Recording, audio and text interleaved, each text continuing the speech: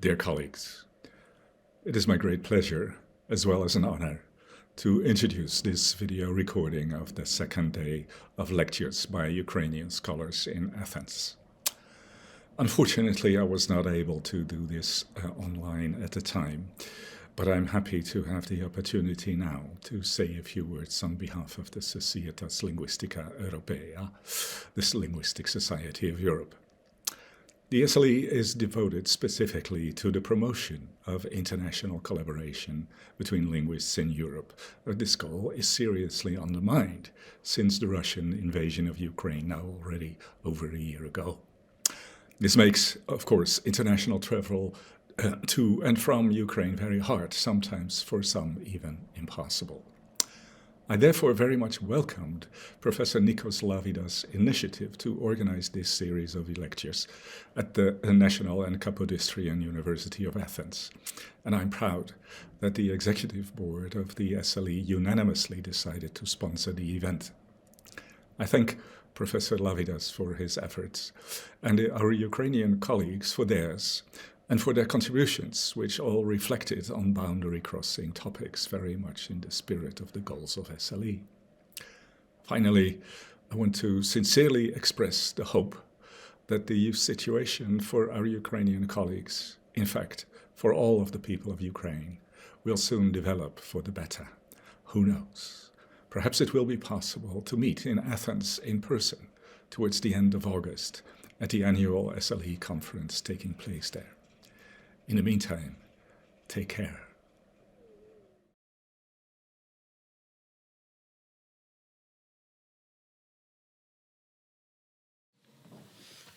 Hello, dear guests. Hello, my dear colleagues.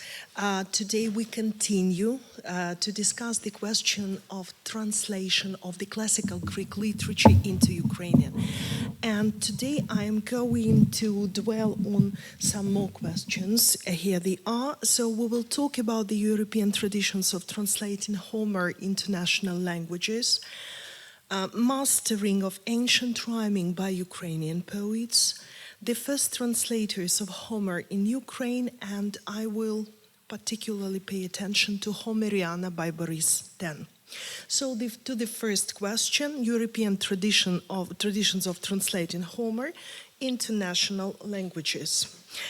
As noted before, the translation of Homer's poems was iconic both for the ancient Romans and later for the Europeans.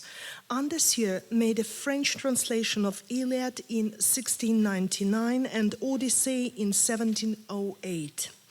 And in her letter, she wrote that her work was aimed not at those who read ancient Greek, but at those who are not familiar with the ancient poet trying to read the original.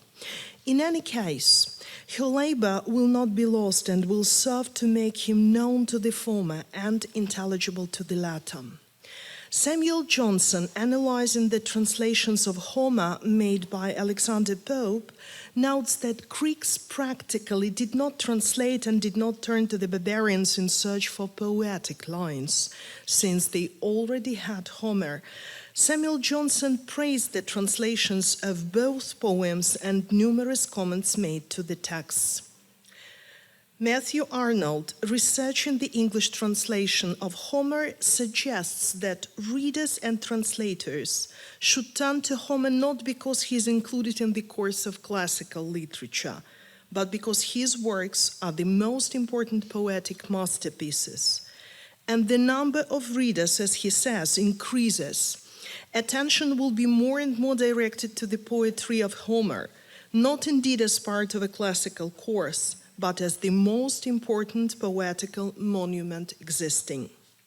The issue of preserving ancient rhyming in translations of Homer was also relevant for foreign scientific research. In particular, August Wilhelm Schlegel noted the ability of the German language to reproduce the rhyming of ancient art and the fact that this gives it a distinct advantage over other languages, which may be more modern and even partially more elevated, by whose development has been less well-rounded. Hans Joseph Vermeer noted that Homer's Odyssey was also translated in the form of a novel, which changed its text variety. He writes, its text variety that thus changed from epic to novel. Eugene Nida substantiated that the translation of some poetry into prose can be dictated by important cultural considerations. The English poetic form seems ancient and strange, with nothing of the liveliness and spontaneity characteristic of Homer's style. The English are not used to listening to stories in the poetic form. For this reason, Émile Victor Rieu chose prose rather than poetry as the more appropriate medium through which to render Iliad and Odyssey. The next slide, please. Mastering of ancient rhyming by Ukrainian poets.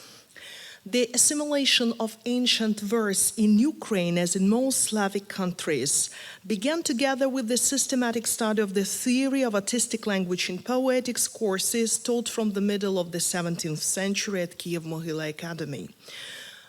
It was founded in 1632. It was taught in Latin. An important place in the curriculum was given to poetry and rhetoric, which were often combined into one course. In the poetics, the main forms of ancient versification were considered, in particular, rhyming. The exposition was accompanied by numerous examples, mainly from Roman poets. At the same time, some professors used their own works written in Latin as illustrative material. Information on ancient poetry was provided by teachers of the theory of poetry with varying degrees of completeness. However, issues related to the hexameter sphere and its characteristics were definitely covered. Emphasis was usually put on expressiveness and flexibility of rhyming. Feofan Prokopovich's treatise on poetic art, a course of lectures delivered in 1705 to the students of Kiev-Mohyla Academy, stands out for its original and apt observations on the features of the hexameter. It is a convincing attempt to understand the rules that those who use this meter had to follow. The presentation, which was based on the direct analysis of ancient texts, took into account the experience of predecessors, authors of courses on the theory of poetry, both Ukrainian and Western European. In 1786, due to the initiative of Grigory Konevsky, Prokopovich's treatise was published in Mohyliv. Researchers of Kiev poetics emphasize the influence that this work had on their authors in terms of the presentation of the hexameter theory. Some of the recommendations for composing hexameters are available in it. They are placed in Chapter 3, entitled On Narration and first of all about flaws and luck in the hexameter. It has separate subsections, flaws in the hexameter and virtues and refinement of the hexameter. It still retains practical value for poets and translators of the ancient Greek and Latin texts. Ukrainian specialists face serious challenges to translate Homer into Ukrainian while respecting the content, style, and most importantly, the rhyming of the ancient author. The assimilation of ancient verse is connected with the study of the theory of artistic language in the poetics courses taught at Kiev-Mohyla Academy, as I have already mentioned. In the course of lectures by Feofan Prokopovich, original observations and rules for the use of hexameter, which were based on the analysis of ancient texts, were outlined. However, there is no evidence of works written in those days using ancient rhyming, and in recitations and translations, poets, according to tradition, continued to use syllabic verse. The first attempts to imitate the Ukrainian hexameter belong to Kostomarov and Dumitrashka. It's the 19th century, who developed the most promising model, mixed dactylochoric 6-foot rhyming with unrhymed lines and feminine line endings. The verse of a relatively small number of hexameter works belonging to the pioneers of the Ukrainian hexameter, Kostomarov and Dumitrashko, were quite diverse in terms of its functionality. It was used both in original and translated poetry. More precisely, it was, so to say, resung, and both high and low styles were used. Both forms of hexameter were used, the one associated with the Greek hexameter, which was definitely dominated by lines of pure D6 and feminine caesura, and the other which resembled the Latin hexameter, with a significant number of choric feet in the text and a predominance of masculine caesuras. Learning more towards the Greek version of the hexameter, the works of Kostomarov and Dumitrashko laid a solid foundation for the development of the Ukrainian hexameter. So to the next question, the first translators of Homer in Ukraine. Giving Ukrainians the opportunity to read the best works of the world treasury in their native language became the goal of the Ukrainian cultural and literary figures. In general, the fate of numerous translations by another member of the Cyril and Methodius Society, Alexander Navrotsky, was unfortunate. After his imprisonment and exile in 1847, he was unable to return to Ukraine. Unfortunately, the majority of Navrotsky's original poems and translations have not yet been published and are kept in autographs. Some have been lost. Among his interpretations are excerpts from the Bible, a psalm of the prophet David, Song of Songs, a complete translation of Homer's Iliad, using 6-step chorea, close to the rhyming of a folk song, and an incomplete, due to the defectiveness of the survived manuscript, Odyssey, separate chapters of songs about the Nibelungs and Shotaro Staveli's poem, The Knight in the Tiger's Skin. The translator's title is Dressed in Leopard Fur. A word about Igor's regiment, the poem Laila and Majnun by Nizami, Serbian epic songs, Ossian's works, and so on. His translations of Mickiewicz's poems, Ode to Youth and Ferris, published in 1865 in Lviv magazine Niva, were highly praised by Ivan Franko, noting the translator's talent and diligence. Stepan Rudansky's conceived plans to write his largest monumental translated work, the Ukrainian interpretation of Homer's Iliad. This translation was made in 1862 and 1863 and published in Lviv Pravda in 1872 and 1877. The translation was published as a separate edition in Lviv in 1903, edited and with a foreword by Ivan Franko. For the translation of Iliad, the translator's title of the work is Ilyanyanka. Rudansky chose a 12-syllable syllabic tonic poem with a caesura in the middle, which is folk in its origin. It's worth mentioning that in Ilyanyanka there are no rhymes except for occasional ones. In this poetic meter, suitable for the full-fledged, in particular from today's point of view, is it really appropriate for a full-fledged reproduction of Greek epic? The answer to this can hardly be unequivocal. On the one hand, the translation of Ilyanyanka has all signs of Ukrainization in itself, in particular realities, names, titles, obsolescences in the vocabulary and phraseology. All of these seem very strange, taking into account the fact that Rudansky knew well the first Ukrainian hexameter translation by Dumitrashko. There is a mention of this in his correspondence. As Alexander Biletsky noted, Stepan Rudansky did not want to, so to say, transport the reader-listener to the distant Homeric era, to other cultural and historical conditions, to enable him to look at the world with the eyes of an Achaean from 2,000 years ago, but only preserve the plot of the poem. Of course, within the framework of this task to bring the ancient Greek work closer to the Ukrainian reader, the translator deliberately chose a verse meter closer to the reader, more familiar at the time. On the other hand, despite its undoubted current obsolescence, Rudansky's Ilyinyanka is a masterpiece of the Ukrainian poetry of the 19th century, written by a highly gifted and sincere master. It is highly appreciated by the most demanding researchers and historians of our literature. Rudansky's Ilyinyanka is very pleasant to read, and Homer's heroes, in those short close, as the 12-syllable poem is applied, are somehow closer and more familiar to us than in Homer's hexameters, wrote Ivan Franko once.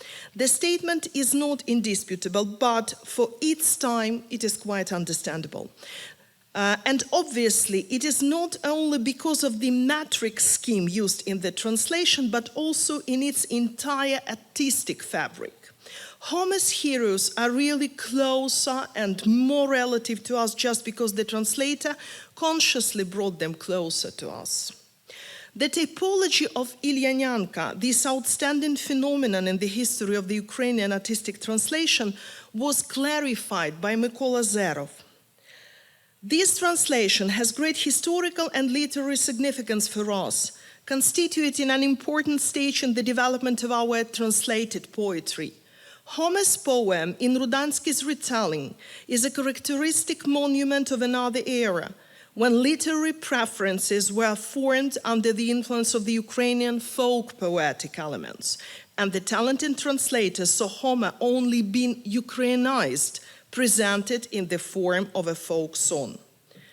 Excerpts of Iliad were translated by Volodymyr Samilenko. He was able to publish only the first song in 1887. Alexander Biletsky and Samonenko, they published the fragments of the poem as well. Excerpts of Odyssey were translated by Ivan Franko, Lesya Ukrainka, and Panteleimon Kulish. The renewal of translation approaches to the interpretation and mastering of ancient works is associated with the name of the poet, Hellenistic translator, composer, and teacher Petro Nishinsky. His pseudonym is Petro Baida, who graduated from the philological and theological faculties here in Athens and devoted a significant part of his life to the translation of the ancient Greek classics. In 1879 and 1880, he translated the Lay of the Host of Igor into the classical ancient Greek language using hexameter for this purpose. His translation, unfortunately, has not yet been found. In the early 1880s, Nishinsky translated Sophocles' tragedy Antigone, which was published in Lviv journal Zarya and was published in Odessa the same year as a separate edition. We consider this translation following Ivan Franko to be good, although very free. Indeed, the translation set before himself, and this was noted by researchers, not only ideological and aesthetic, but also popularizing tasks, while simplifying to a certain extent the text, in other cases, as Ivan Franko showed, stretching or diluting the poetic fabric to the original work. The next translation by Petro Nishinsky, the pinnacle of his translation work, is Homer's Odyssey, translated into the Ukrainian language using hexameter. He worked on the translation in 1883 and 1887. After the censorship ban on the translation in 1887, the manuscript of the translation was taken to Lviv, and with the assistance of Komarov and Koniski, here it was published. The first complete Ukrainian translation of Homer's poem in hexameter was generally highly praised by reviewers and the Ukrainian public.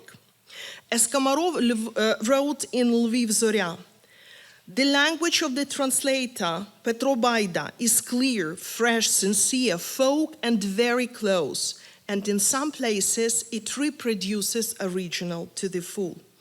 Also, Franco, Zinkivsky, Belay, Kukurudz noted the high quality of the translation, the appearance of which became a notable cultural event. At the same time, the reviewers pointed out certain inaccuracies caused of unjustified Ukrainization of the text and presence of a certain number of Russianisms in it. In general, Ivan Franko was right and believed that after the correction of generally insignificant flaws, this translation will be one of the most beautiful colors of Ukrainian literature. In 1890 and 1895, Petronischinski also worked on a complete translation of Iliad. However, he translated only a part of the poem. Sing-songs have survived, although perhaps there were more of them. He also translated Sophocles, Oedipus the King, but only fragments of this work were found. We believe that the archive of Petronischinski does exist, but it has not yet been discovered. Alexander Potebnya, 1835-1891, the prominent Ukrainian linguist, philosopher, ethnographer, folklorist, literary theorist, researcher of poetics and creative psychology, he played a significant role in the process of assimilation of the ancient heritage by the Ukrainian culture. Taking up the interpretation of Homer's Odyssey, he translated not that much, 275 lines of Canto 3 and the whole Canto 7 and almost the whole Canto 8. Alexander Potebnya translated in hexameter. Although these hexameters were not completely refined and polished, the language of his translations is beautiful and rich. The value of Alexander Potebnya's translation work lies primarily in the rejection from any nostrification of the ancient Greek epic. The essence was that, using the expressive means of the native language, not to subordinate the system of images of the translated poet to them, not to Ukrainize the entire internal atmosphere and everyday circumstances of Homeric poems, as previous generations of Ukrainian translators of Homer did. Searching in the works of Ukrainian literature and folklore for language and stylistic means for an adequate reproduction of Odyssey, Potebnya made several thousand excerpts from Ukrainian sources. Words, their characteristic combinations, synonyms and homonyms, constant epithets, phraseological turns and expressions in juxtaposition with ancient Greek, as well as Polish, Czech, Belarusian, and Russian counterparts. This large-scale preparatory work was, according to Boris Ten, the plowing of the Ukrainian linguistic soil to grow the flowers of Homeric poetry by means of the Ukrainian language. His auxiliary work in connection with the translation of Homer prepared the ground for further steps in mastering Homer by Ukrainian literature. Homeriana by Boris Ten. During the post-war years, there were figures in the Ukrainian Soviet translation, supposedly not on the foreground, who professionally and conscientiously worked on a certain area of their own. And in the end, they secured a well-deserved place in the history. The fate of the writer Boris Ten was, by the standards of his time, so to say, happy. He had an unforgivable sin before the Soviet authorities because in the 1920s he was a priest, and in his guise he, for instance, baptized Mykola Azerov's son. At the beginning of Gorbachev's perestroika, while preparing the writer's bibliography for the book of memoirs about Boris Ten, Sergei Blokhin somehow managed to bypass the vigilance of the censors and to start the literature section of the index from an article in the newspaper Proletarska Pravda from the 21st of December, 1928. The article was called "How They Prepare in a Black Camp," and it said that the autocephalous archpriest Mykola Homachevsky, it's the real name of Boris Ten, from the Church of Peter in Poland Podil, which was destroyed in 1830s, prepared scenes from the sacred history with the children for Christmas. But surprisingly, unlike the vast majority of the Ukrainian autocephalous Orthodox Church clergy, the translator was successful and at a relatively cheap price. During 1930 and 1936, he had to wander in exile to the Far East, but he did not fall under millstones, which at the time ground almost all the priests and the entire episcopate of the autocephalous church. When the writer returned to Ukraine, he was forced to immediately leave for Russia again, where he spent the repressions of 1937 and 1938 in a modest position as a methodologist of the regional house of folk art in Kalinin. When the war began, already a 44-year-old cult worker, Homychevsky, was taken to the front, where he was captured by Germans. In the eerie Novgorod-Siversk camp, the former writer and priest was supposed to be shot. He belonged to an underground group of workers of the local theater, which the occupiers allowed to open, but he survived by chance. And after the war, Boris X got from the party and the government the opportunity to live in provincial Zhytomyr, whereas there was no place for people with such a biography in the capital. Boris X made his debut in 1920s, began to translate from various languages, was presented in the third volume of textbooks on the history of Western literature edited by Biletsky and Plevak, took part in the preparation of the previously mentioned anthology of the French poetry by Zerov, Savchenko, which was never published. Boris X translated from German, Polish, English, Italian. All these translations were completely professional and high quality. But the work of Boris X's life became classical ancient Greek literature. The tragedies of Aeschylus and Sophocles, the comedies of Aristophanes, and of course, today's considered to be absolutely canonical translations of Homer's Iliad and Odyssey. The translator's full-scale debut, the complete text of Aeschylus, Prometheus Encircled, with a large foreword by Biletsky, took place in 1949, when Boris X, at that time the head of the literary department in the Zhytomyr Regional Theater, turned 52. This very late, due to the circumstances, debut had a fruitful and long-lasting continuation. Already in 1956, a volume of Aristophanes' comedies, Clouds and Lysistrata Frogs, was published. In 2 cases out of 3, the translator had to turn again to the texts previously translated by Svidzinski. First, Odyssey in 1963 was published in the translation by Boris X, and 15 years later, Iliad in 1878.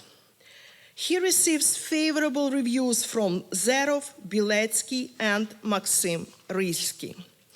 The elderly translator was very afraid that he would not live to finish his work, but he was destined to receive even a proper honor for all this during his lifetime. The literary prize named after Maxim Rylsky for achievements in the field of artistic translation. And further, you will see some excerpts of the translations of Homer's masterpieces into different languages and Ukrainian hexameters including. I would like to give the floor to my colleague.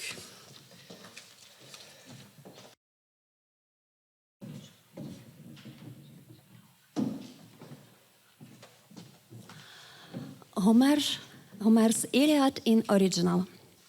Menin aedetea peleide Achilleus, ulimenen hemuri Achaios algiateke, poles diftimos psychas aidi projaxen, heron auton deluria teuche kinesin.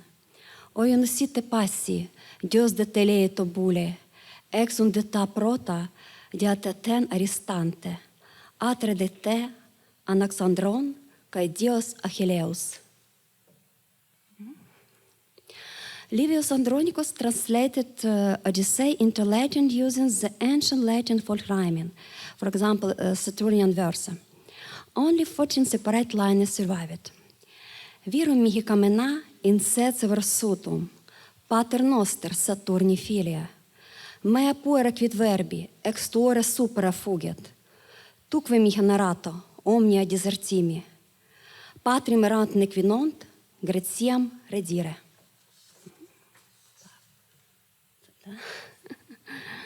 A lot of Roman poets used hexameter, but Virgil verse is considered to be perfect. Arma virumque cano, troequi primus aboris. Italiam fato, profugus levineque venet. Litera multilet, teris iactatus et alta. Vis superum seve, memoram iunonis ob iram. Multa quoquet bello, passus dum conderet urbem. Interrequet deus letio, genus unde latinum. Albanique patres, ad qualtem menia Rome. So here is the English version. Unfortunately, I'm already out of voice, so you may read. Thank you. And the Ukrainian version of the poem. Iliad translation by Boristan. Гнів оспівай, богине, Ахіла сина Пелея. Пагубний гнів, що лиха, багато Ахеям накоїв. Душі славетних героїв навіки послав до Аїду, темного. Їх же самих він хижим лишив на поталу. Псам і птахам, так Зевсова, воля над ними чинилась. Ще відтоді, як в зваді, лихі розійшлись ворогами. Син Атреї володар, мужів і Ахіл богосвітлий. Дякую. Thank you very much.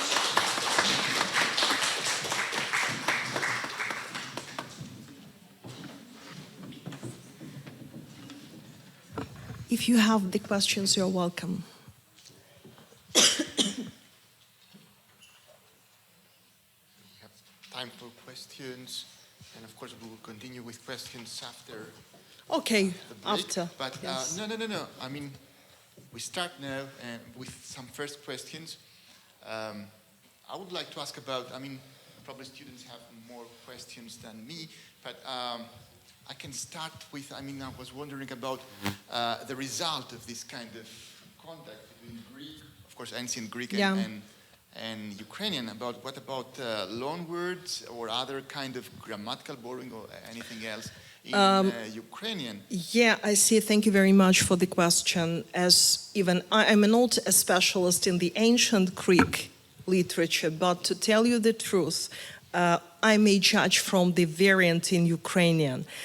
The whole spectrum of different characteristics, grammar, vocabulary, rhyming, they were so beautifully preserved by the translator that the Ukrainian version sounds very, very Greek.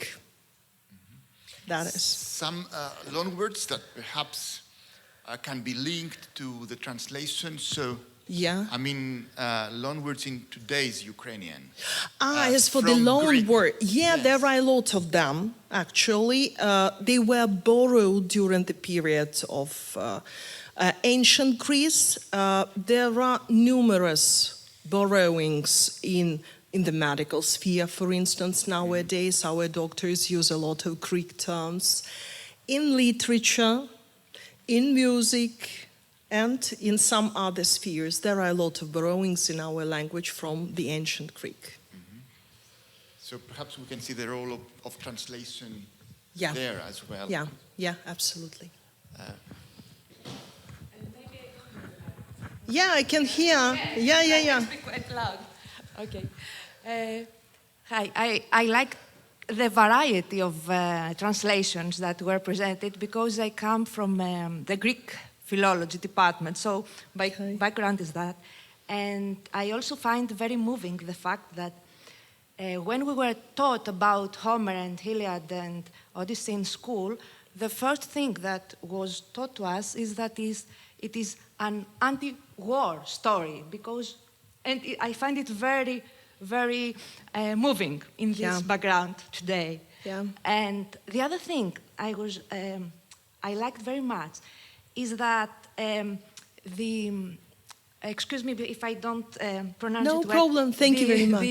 The Ilionianska translation. Ilionianka translation, yes. Ilionianka. Okay, I Yeah. don't know any Ukrainian yet, but okay.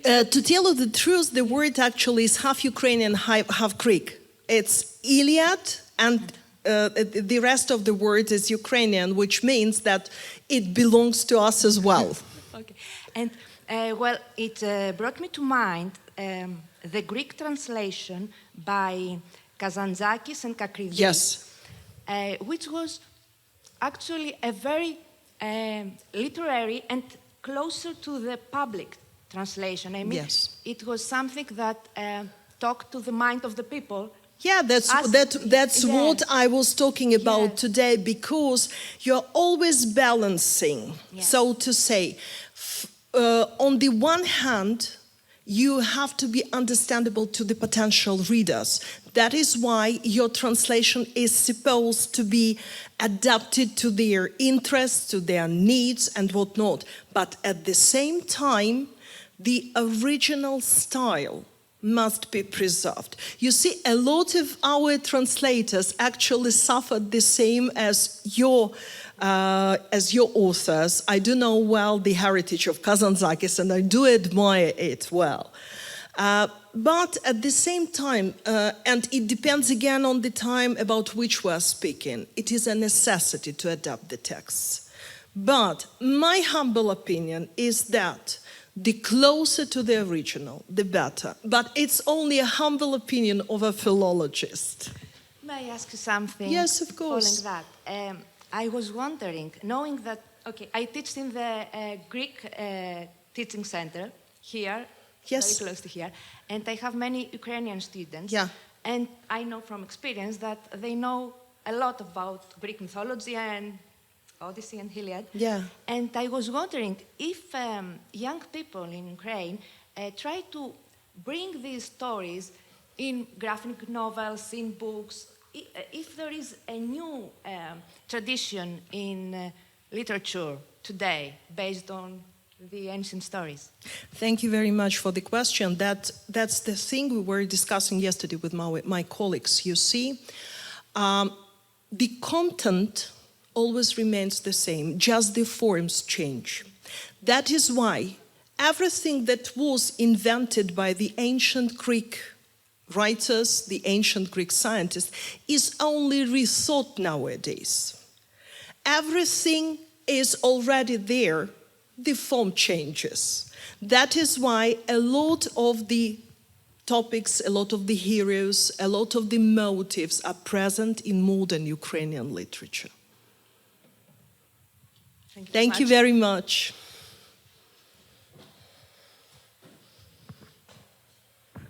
Okay, so any other? Yes.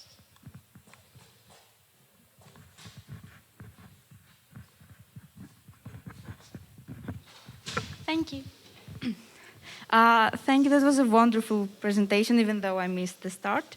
Can I ask something? You referred to how close the original the Ukrainian translation was to the original ancient Greek form. So can I ask for a clarification? Did the Ukrainian translators, especially Boris Ten, who was, from what I understood, closest to the original he was form, the best and the closest, yeah. It seemed. Yeah. Did the translation happen directly from ancient Greek, or did they base it? No. Thank you very much. There was no mediatory language at all. He knew the ancient Greek language perfectly well, and it was a direct translation from the ancient Greek into Ukrainian. And what about the others? Did they base a looser translation on Ukrainian to get to the plot, and then base off that focus more on form and artistic modes, or did they directly translate from ancient Greek? Thanks. Everything is correct in a sense. Some of them used mediatory language, as I mentioned, even Hebrew or Polish or Czech, a lot of them. But some of them translated directly. Some of them, in order to adapt somehow the text to the Ukrainian reality, even studied the Ukrainian folklore and somehow grasped the ideas from there. It depends. There were a lot of different approaches, but still Boris Stan's translation is considered to be the masterpiece and the classical one. Do you think that Boris Stan was the closest to the original because he directly translated from the original? He was the closest because he managed to combine both the original and the peculiarities of the Ukrainian languages so that it sounds perfectly well in Ukrainian and it deeply resembles the ancient Greek. Okay, thank you. Thank you very much. Great. So I don't know if we have any other questions for now, or we continue the discussion. Yes, of course. During the break. My pleasure. Thank you very much again.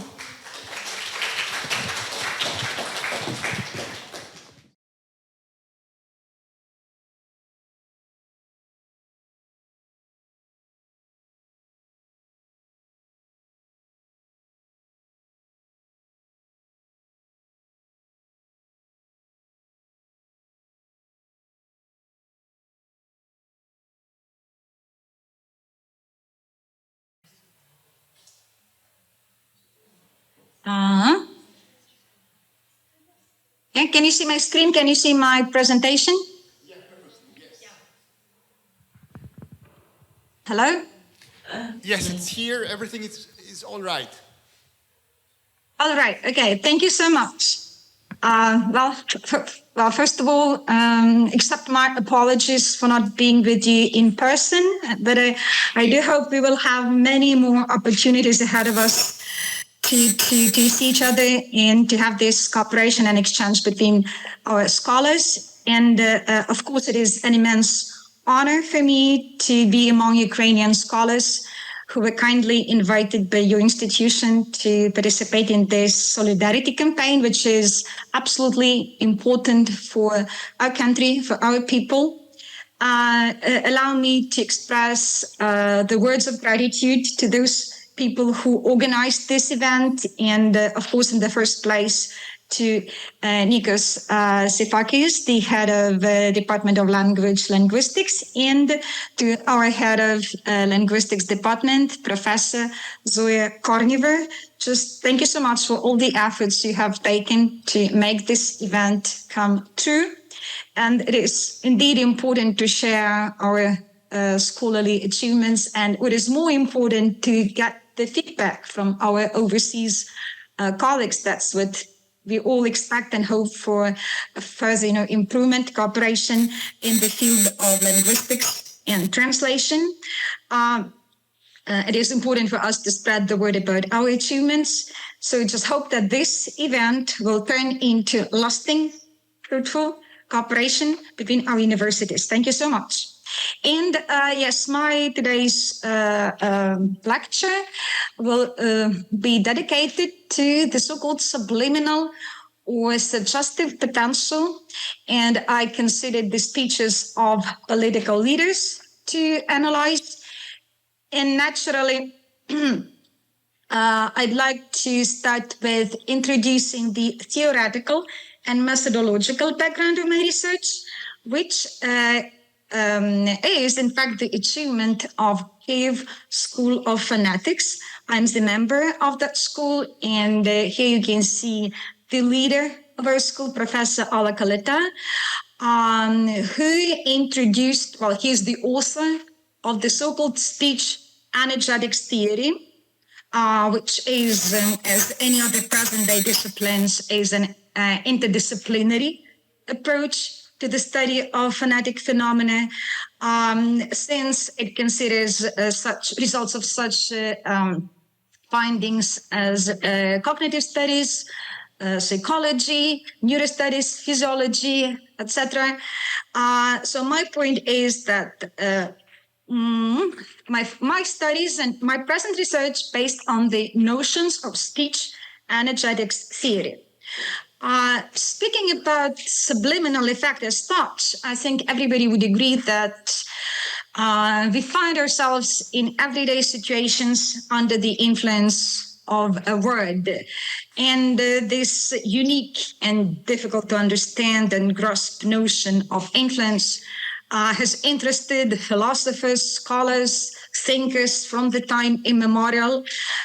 We can trace information about the speech influence from in papers by Aristotle, Cicero, Plato, as well as in their contemporaries, many of these contemporaries and followers.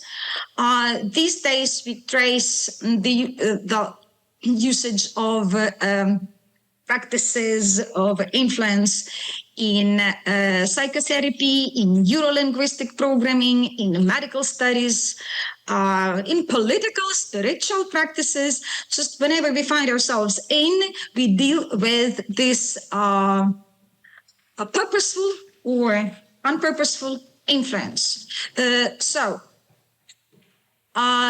The quintessence of the speech energetic theory, which is the basis of all our research, is that our speech, both production and perception, is the result of so-called stochastic interconnection of signals we perceive into our psychic sphere. And these signals, they generate psychophysiological energy, okay, which is redistributed between the spheres of the speaker's conscious, subconscious, and unconscious in terms of Sigmund Freud. And these spheres, in fact, are responsible for the choice of the speaker's linguistic and paralinguistic means of communication. Okay? Here is the hypothetical model which presents this redistribution of the energy among the language means. Okay, so to put it more simply, the idea is that we perceive signals from the outer reality, and these signals, they excite certain emotions in our psychic sphere. And these emotions serve as the motive force and the just source which generates our communication and influences upon our perception of the signals.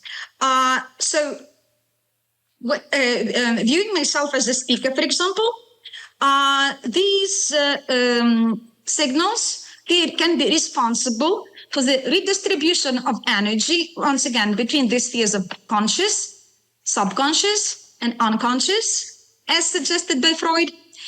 And usually, it's been proved that grammatical and lexical means, they're usually controlled by our conscious sphere. However, as you can see on this scheme presenting mechanism, all nonverbal means of communication, such as facial expressions, gestures, posture, our movement, distance between the speakers, eye movement, etc., as well as intonation means and phonetic means, they are rather uncontrolled. So this notion should be kept in mind while we study subliminal influence upon the speaker, upon the listener. Here I just presented the list of other issues which are within the scope of speech and energetics theory, and they can be viewed in details during our following meetings. So what is the aim of my speech today is to come up briefly with the set of verbal and non-verbal means. Of course, they're interplay. We cannot study them separately. We consider them in interconnection, which in the long run produce that influence upon the speaker. So, as I mentioned, the assumption is that there is the causative consecutive relationship between the semantics of the text, which the speaker perceives on the one hand, okay, gets its pragmatic orientation, evoking certain emotions, and emotions are then responsible for the actual pronunciation, actualization of speech. And on the other hand, we have a listener who, again, perceives these signals, both information, signals which come from the outer reality, whether your state of mind, your state of health, any kind of signals. These signals evoke certain emotional response, or which serves as the stimuli for either trusting the speaker or not trusting. Okay, so emotions is the basis of realizing subliminal influence. That is the idea. Well, at this point, I also want to mention that in numerous linguistic research, you can come across a number of various terms denoting influence. It's a communicative influence, persuasive influence, in persuasive discourse, okay? Then we have manipulative influence, as well as neuro-linguistic programming, okay? A lot of them. But the idea is the same. The idea is the same, that these notions denote influence. At this point, I also want to differentiate notions very often confused or used as synonyms among the scholars, that is manipulation versus subliminal effect. Well, of course, manipulation and subliminal effect, they can have the same tactics and means of realization, but the idea of and the result is usually different. Manipulation, as you can see, involves using direct or indirect means of control to influence somebody's action or thoughts. And it usually involves a deliberate, conscious, purposeful effort to deceive a person, mislead a person, get some benefit from a person. Okay, here are some examples in brackets presented for you. So manipulative techniques are such as lying, withholding information, not giving complete information, using flattery charm, okay? Just usually getting the purpose to get somebody do something that the person wouldn't usually do. Subliminal effect, on the other hand, involves using subtle stimuli. Okay, not that obvious, of course, and usually sometimes even the person who influences is not aware of realizing that subliminal effect. So this is usually influence beyond the threshold of conscious awareness, again, with an aim to influence people. These subtle cues are usually different sense. You can perceive different are the stimuli which evoke our sensory perceptive organs. Usually these are changes in the music, sound, and many others sensory sources of information which can create emotional response. Okay, so I repeat, the idea of realizing subliminal stimuli, subliminal influence, is having the common emotional ground with the recipient and the speaker. Both, as you can see, manipulation and subliminal effect can be used to influence people. They differ in the degree of awareness and the degree of the control involved. Okay, so manipulation is deliberate. Influence, while subliminal effect is usually the one which is aimed at positive influence upon the person to get certain positive reaction. But again, one more thing to mention, we cannot ignore the fact that rather often in kind of pseudo-communicative situations, we produce involuntary influence. You can always think about your children who manipulate you, wives who manipulate husbands, okay? This is the working definition of the subliminal communicative stimuli, which we follow. So it is the influence upon a person which gets into psychological sphere or psychic sphere of a person through the use of a system of ideological, logical, spiritual, psychological techniques aimed in the first place at changing the mode of the perception of the world, or modes of behavior, algorithms of behavior. Okay, these changes take place in the recipient's psychic sphere, and of course, to get the result as desired by the speaker. So usually there are two basic functional purposes of realizing the subliminal influence. The first one, well, roughly speaking, there are two groups of these functional influences. One, we want to encourage the recipient to do a certain action. On the other hand, we restrain the person to do a certain action. Okay? And it should be mentioned that these two actions of the recipient can be divided into two subclasses, namely, related to the formation and changes of the ideas, views about the surrounding world, that is the spiritual sphere, or physical, that is related to actual activities I want the recipient to do. So usually we have these two questions. Why am I doing this? And then how am I doing this? Okay, sorry. So in here, I present the typical list of technological ways and devices used. I'm very sorry, I have here some interference. Please be silent. Okay, sorry.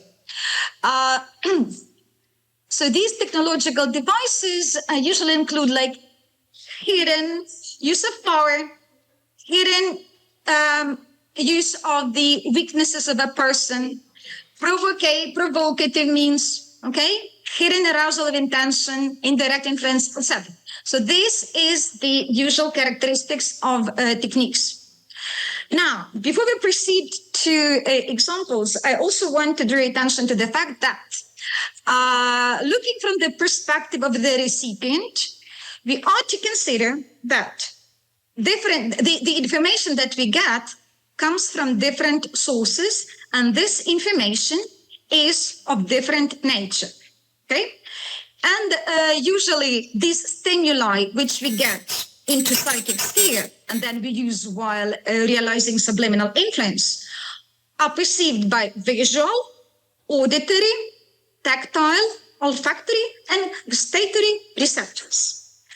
However, we ought to consider that according to numerous studies, and it is without any doubts, that the visual channel has the maximum information potential, okay? Since through this channel, we receive up to 90% of information. Therefore, we should be aware that propaganda these days, well, not only propaganda, any subliminal influence or manipulative influence, they use images. And as a result, multimodal means of communication, they have been acquiring more and more potential and becoming and are used more and more intensively. So 90% of information we get from by visual channel these days. I mean, if people change, generations change. In younger generation, they need infographics to get information into their psychic sphere. Also, as a reminder, well, speaking about means of communication, here is a reminder that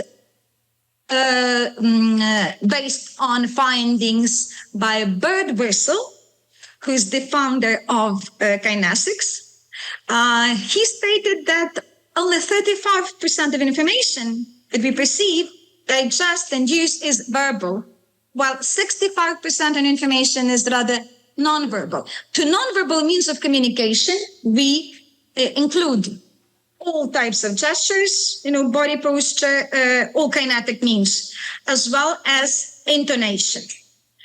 More recent studies presented by Mehrabian, they state that these days, only 7% of information is transmitted verbally.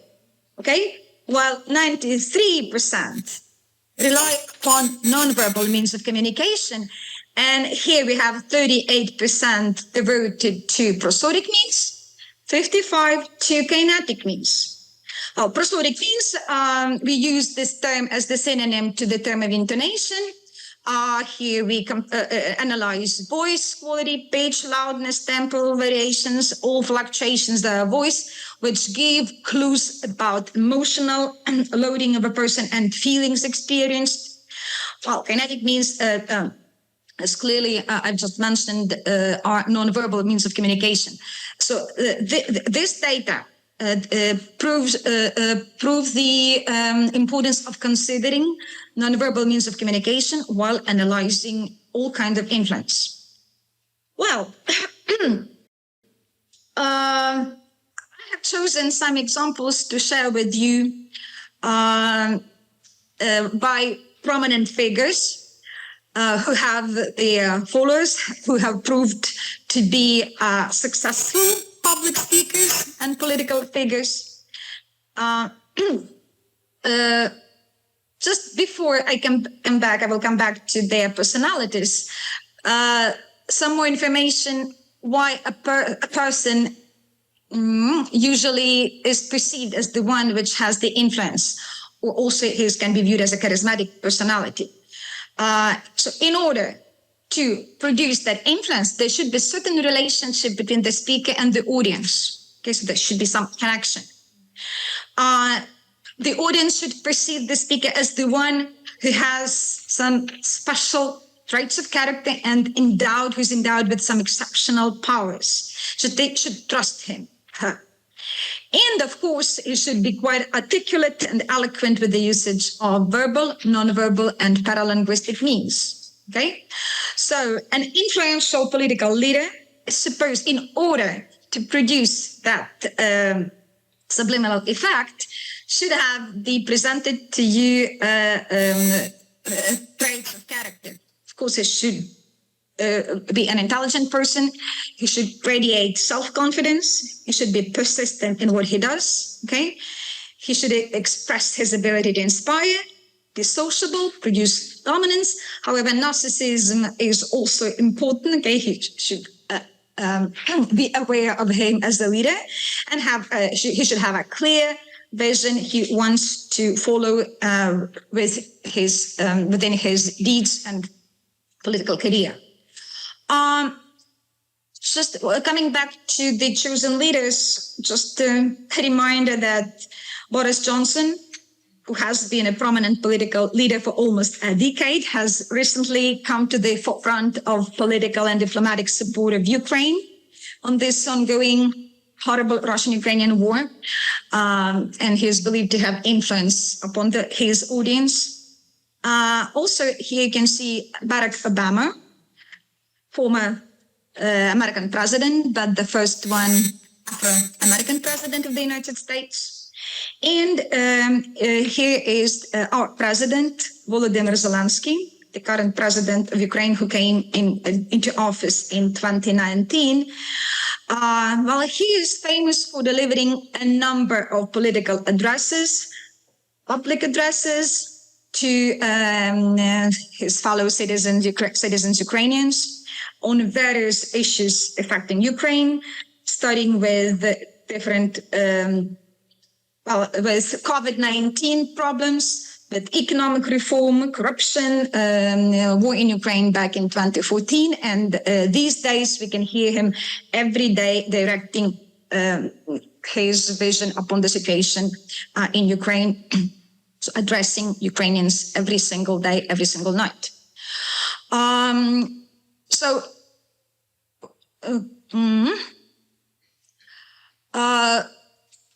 So to summarize, summarizing my theoretical background, what I was speaking about. So for the speech to have subliminal effect, the charismatic person should be of certain traits. She should have certain traits of character, okay? As well as he should establish emotional relationship. As I repeat, emotions are the basis of realizing that influence. Okay, So it should be able to produce certain effect on the self-concept of the audience. Okay. As a result of this, the subliminal effect will be resulted in their commitment and their performance. He should be able to create the sense of collective identity, and that persons he addresses to should feel as the member of the group with a noble pride, a noble cause, noble purpose. Okay? Having that emotional relationship, political public speaker should be able to boost confidence in the listeners. Okay? They should believe that they can achieve certain outcomes together. Okay, as well as enhancing the audience's individual and collective self-esteem, self-worth, self-efficiency or efficacy. I'm going to analyze briefly a speech of our president, which has become already a historical speech or memorable. At least it was powerful, which was delivered at the joint meeting at US Congress quite recently. It was in December 2022. I have just presented here the link. I will share with you my presentation. The link shows the most striking, influential, and powerful utterances spoken to the Congress by our president. And here you can see the example.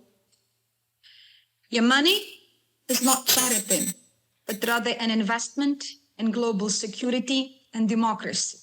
Okay? Already we can see the contrasted ideas. Okay? Charity, democracy, money, global security. Okay? He already triggers the keywords, drawing attention to what is most important.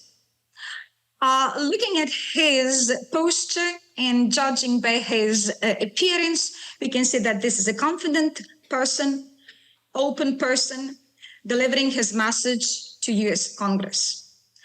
I have summarized the most frequently used rhetorical devices by our president. And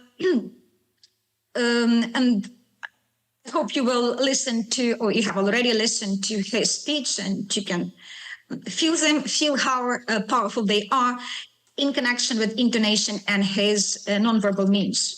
Okay, so he uses OPORA. Okay, so this is the stylistic device which includes what asking question and immediately answering that question. Okay. An example is, we have artillery. Yes, thank you. We have it. Is it enough? Honestly, not really. This is a technique which usually creates the sense that the speaker is already in the dialogue with the audience. Okay? And usually the speaker asks the question, which is subconsciously the listener wants to ask already. So it is already on the mind of the listener. And then he answers the question. So arousing already the response. First curiosity, and then responsive reaction from the audience. I want to emphasize that he uses timely pauses between question and the answer. Okay, the pause becomes eloquent. Okay, he gives the audience chance to think and then gets the same answer, which already is invoked by implicitly invoked by the speaker. Okay, so it shows that the speaker is in the control of the audience, okay, and gives the audience the information which it wants to hear. A number of rhetorical questions. Okay, our president is quite famous for using this device. Here is an example. How can people who gave more than 8 million lives for the victory over Nazism support Nazis? How could I be Nazi? Okay, so usually by these questions, he while tracing his speeches, he shows the absurdity of this war, of this alleged drawing on how we Ukrainians are, who we are. Parallel constructions. Parallel constructions are, from my personal experience, are a rather powerful tool of influencing the audience, since here we see the mutual monodirected influence of all language means. So we have repetition of lexical units, repetition of grammatical structure, and when you listen to its intonation organization, there's repetition of the same intonation pattern. So as a result, you can hear the isochrony of pronunciation of the sentence. And here is an example about victory. And we don't have to know everyone's wish, as we know that all of us, millions of Ukrainians, wish the same. Victory, victory, only victory. These repetitions can be of any type, like mirror repetition, anaphoric repetition, cataphoric repetition. This is the technique which anchors the basic ideas, keywords, okay? And working together with intonation, usually having high falling tones of widened direction. I'm sorry, I cannot show you the sounding right now, but you can listen to the speech by the given link.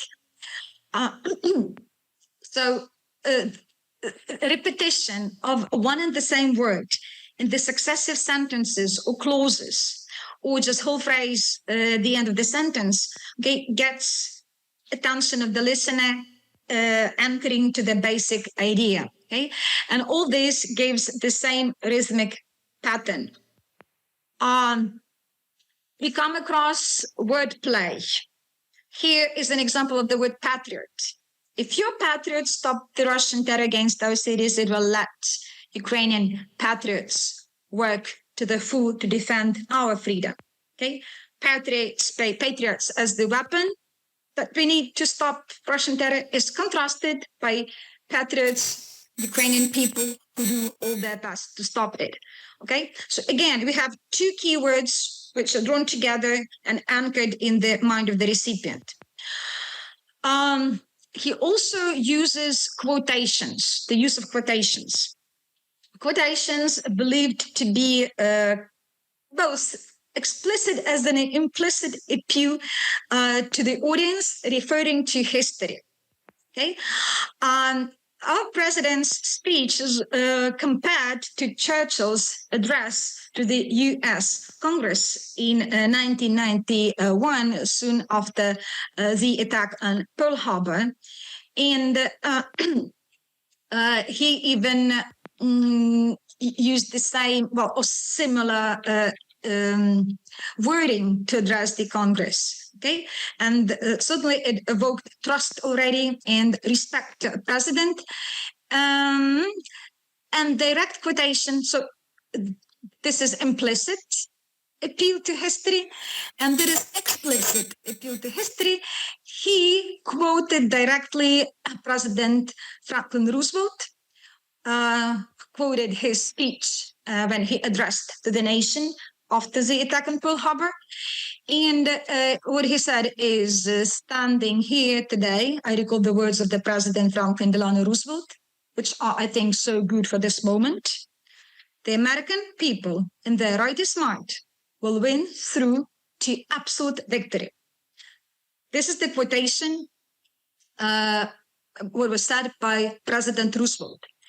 Our president adds, the Ukrainian people will win too, finishing absolutely.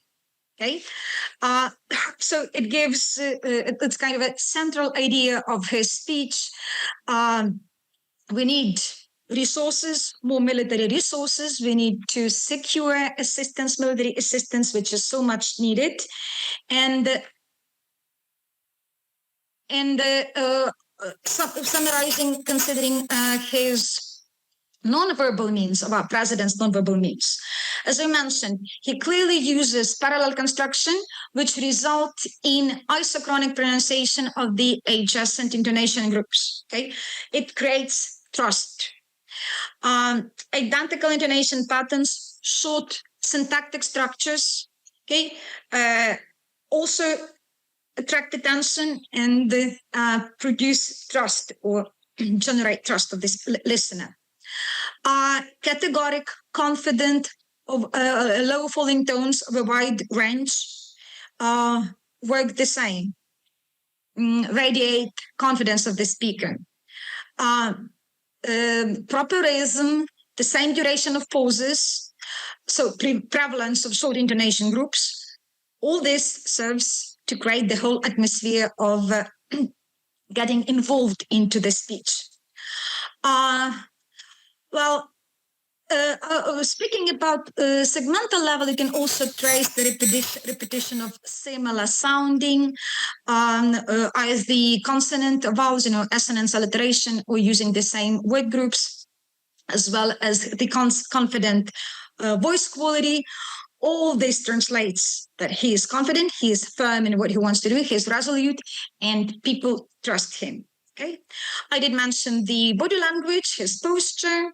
Okay, being in the most natural position is the most influential position. That is the posture the leader should have. And he used absolutely corresponding gestures, frowns, subtle smiles, and always maintaining eye contact. All this resulted in a positive outcome of his speech. If I have time, do you have time? I'm sorry. It's already 4 p.m. Can I continue? I don't want to bore you, to make you feel bored. My further examples, just briefly, I will go through my further examples. As I mentioned, these days, highly influential are multimodal means of communication, which use images to portray our political leaders.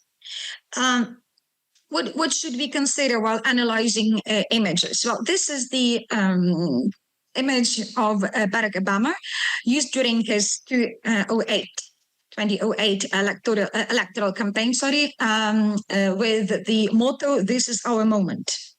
Among multimodal devices, we come across so-called multimodal lexemes.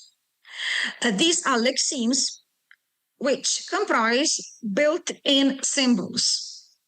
They're everywhere these days. Here we can see this is our moment. Okay, O, inside the O is the logo of his election campaign. The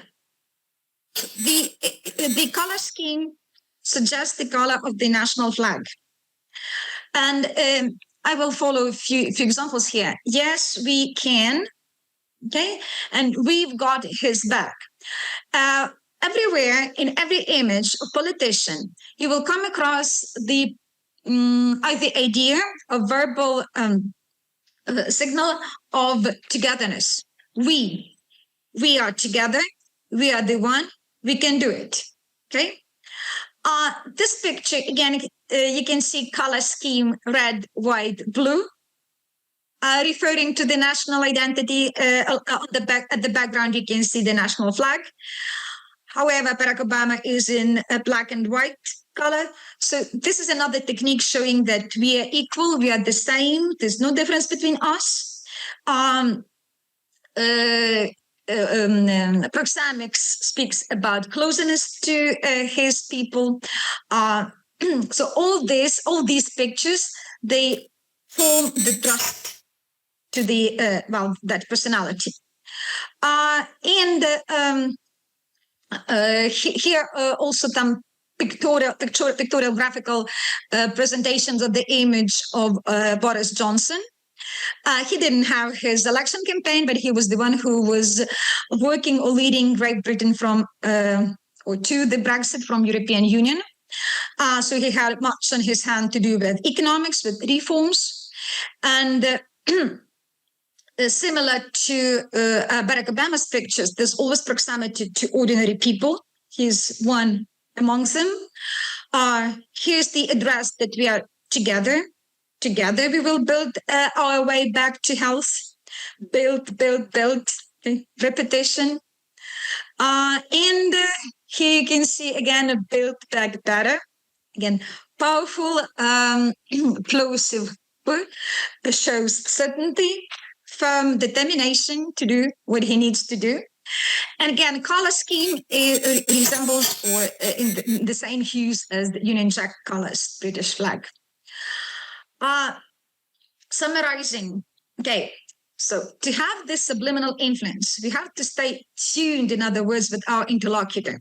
Okay, the staying tuned can be achieved by keywords, repeating them, triggering the necessary emotions, feelings, attitudes, and by way of pronouncing on the one, not in a monotonous manner, but follow the isochrony of your speech, rhythmicality of your speech, confirming confidence, showing confidence by your voice, by your posture, by your attitude. In such a way, we create that common rhythmic and melodic speech continuum with our listeners. Reframing, I didn't give you examples of reframing, but as an the usage of quotation can be used as a reframing when the speaker addressing to one well-proved point shows another one which is close to him, in such a way encouraging listeners to do something. Okay. Well, targeting, congruency, I was speaking about that.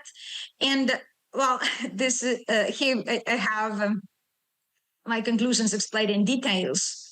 As I mentioned, first of all, there should be common emotional content in order to realize this subliminal influence. But we also have to consider the recipient. This is another sphere yet to be studied. What is here? The final point is we have these days technical possibilities to study the speaker's reaction, how he responds to this stimuli, verbal, non-verbal stimuli, by using a number of devices such as tomographic scanner, magnetic resonance imaging, encephalography, indicators of blood pressure, etc. So we have to study the recipient in order to have a complete mechanism of how subliminal stimuli works. So far, we study only by surveying our interlocutors, respondents, audience, just judging by their reaction. However, we have to consider a number of factors like social-cultural level. Speech of a person depends a lot whether he addresses to, well, workers on the factory, for example, or to the members of US Congress. We have to consider how much, well, about the education of a person, about how much taboos work in his subconscious or her subconscious, etc. Okay. Of course, situation is important, but my point so far is that we are to study thoroughly how interplay verbal and non-verbal means. Non-verbal means comprise, in the first place, intonation, all para-linguistic means, as well as these days, graphical images present powerful, intensive influence on the recipient. Well, thank you for your attention. I'm sorry for being so, not maybe getting into details. I will stop sharing, right? Okay. But you're welcome to ask questions, and you can read in details in the papers. So this is the sphere of our Kiev School of Phonetics, studied by the head of the school and our postgraduate students. Thank you so much for your attention. Again, I'm sorry for being online, not in person. It was great, very interesting. I hope you can hear us now. No? I can't hear you. I'm sorry, maybe. Can you hear us? Yes. Okay, perfect. So we have time for questions and discussion. Let's start the discussion. And of course, we are looking forward to having you here in Athens very soon. My pleasure. My pleasure. Thank you so much. Thank you, Larissa. We enjoyed your work very much. And I'm sure this applies, I mean, what you said applies to political leaders and when people would like to be persuasive, obviously. I was just wondering, could this theory be used for the stage? For the theatre? Oh, yes. I was just wondering. Of course, I think that what I said at the end, that we need to consider the audience to have this complete picture, how a combination of verbal and non-verbal means work together. We consider in the first place political leaders because we know that they have influence, they have their followers and people respond, so they definitely are influential.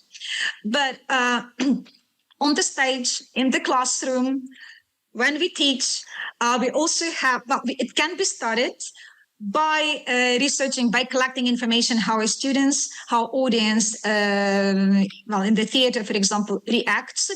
That's my dream, to have kind of a laboratory experiment when we can have all these devices used to see how, in neuropopulations of the person's cognitive sphere reacts. Having those flashes, that means that it is the reaction, and we need to come up with a set of these means which influence the recipient in different situations. I'm sure that maybe some KGB secret organization have this already, but we need to have it at the new interdisciplinary stage, considering present day technologies, possibilities, lots of devices. So let us cooperate and come up together with how audience reacts. Right. But that's the further step. Thank you very much. Thank you. More questions? Yes.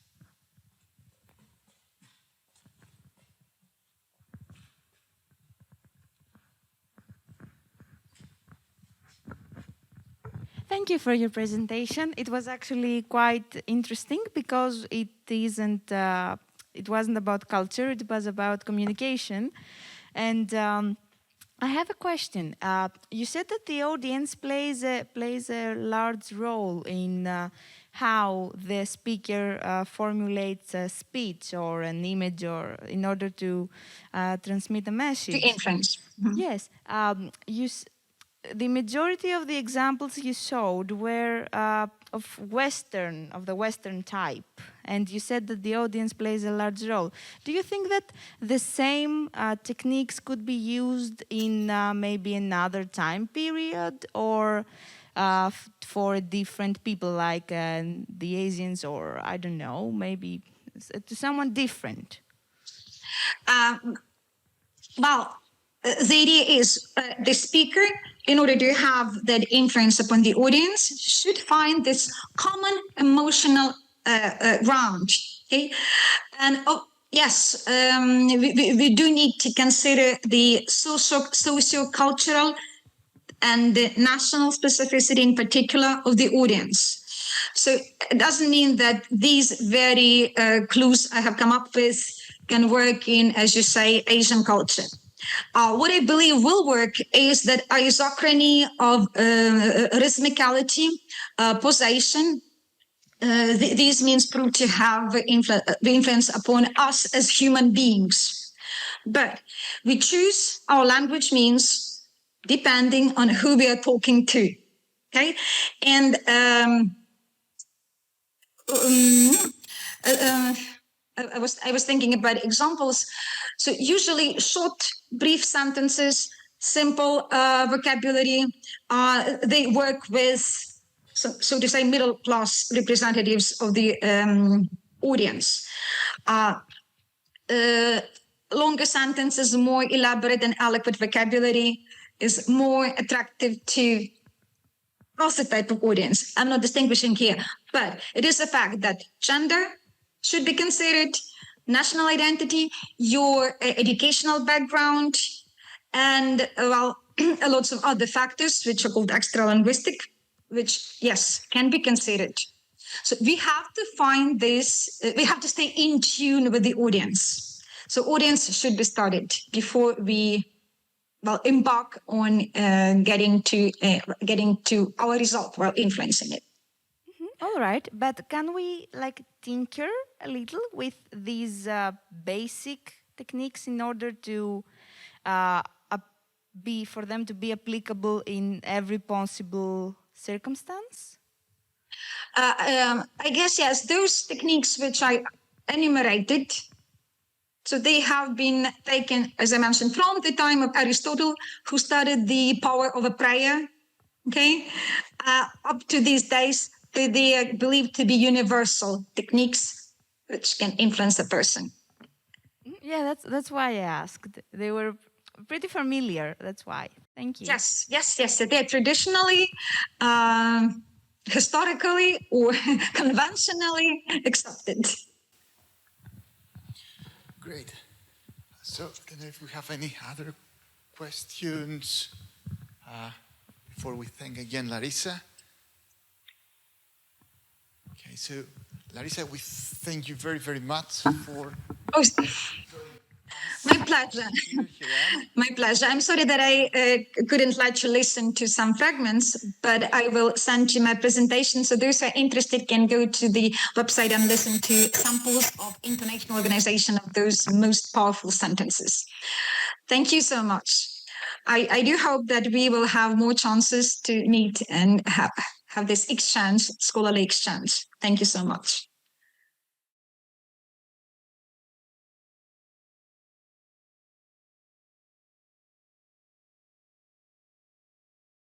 Thank you very much. So, hello everyone. So before I start my little presentation, my little report about how our education system adapted to these incredibly difficult conditions of first COVID and then the war, I would like wholeheartedly say thank you to all people who were involved to the organization of this event, this incredible cooperation between Ukraine and Greece, which is the first case of this cooperation, in particular between our universities. That's incredible, so thank you very much. And personally to Nikos Lavidas, thank you very much for this, your all effort, and to Olga, who also take care of us and organize not only our scientific part, but our also getting acquainted with Greek culture, which is incredible. So thank you very much again. So it works. The other way. Okay, thank you. As you can see on this slide, I will be speaking about the education in crisis period. And I would like this way. Yes, everything's okay. Yeah. So in the United Nations report, Transform Education Summit, it was stated that the world is witnessing an alarming of people affected by armed conflict, forced... Mike, right? Right, can be. Okay, let's change.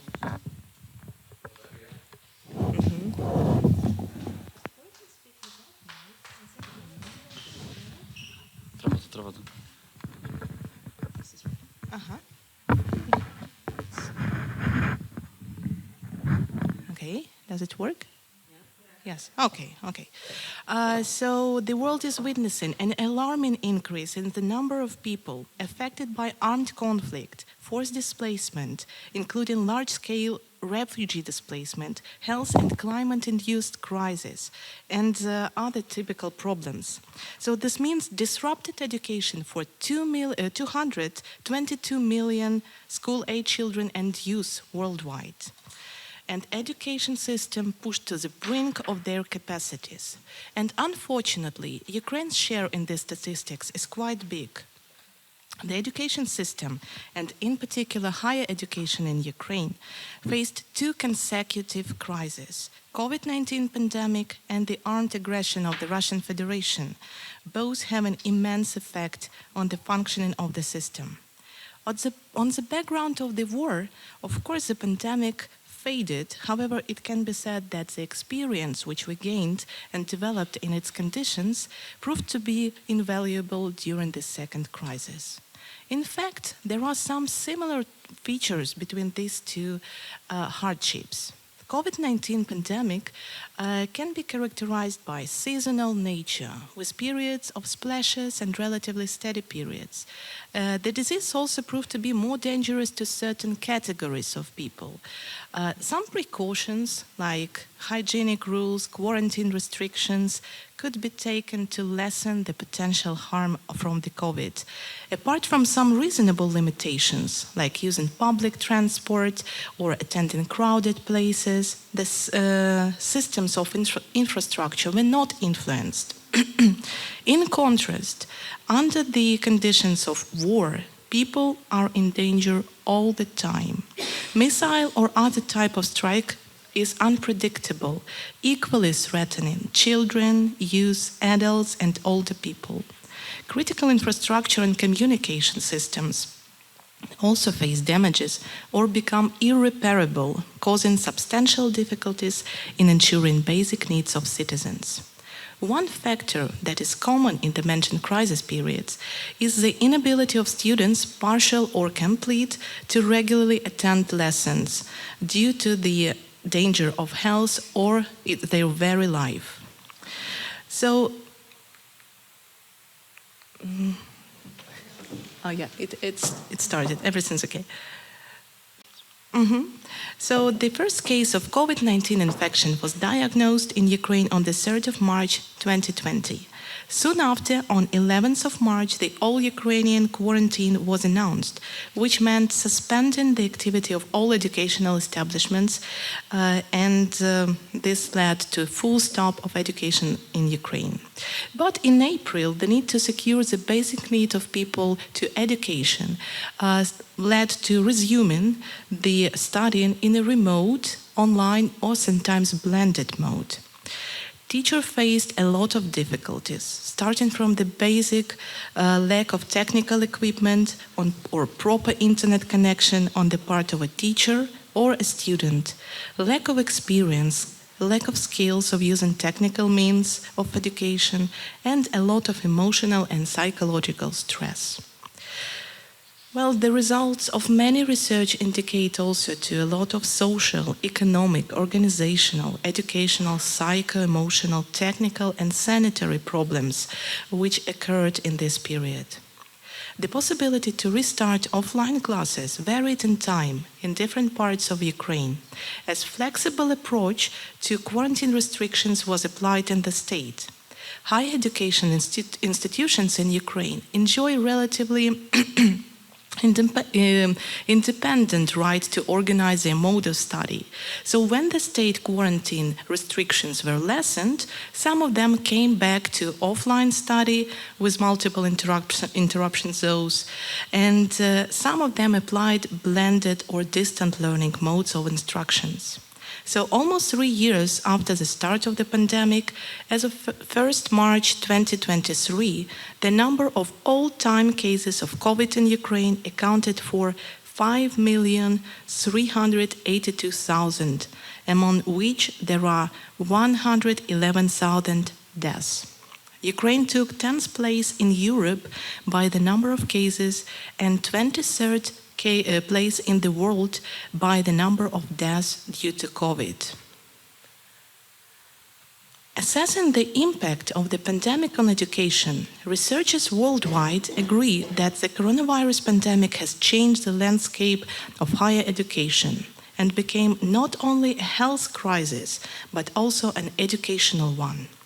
And though for school, COVID-19 scale of education loss is nearly insurmountable, as warns UNICEF, the experience of online teaching in higher education seems to demonstrate some positive results.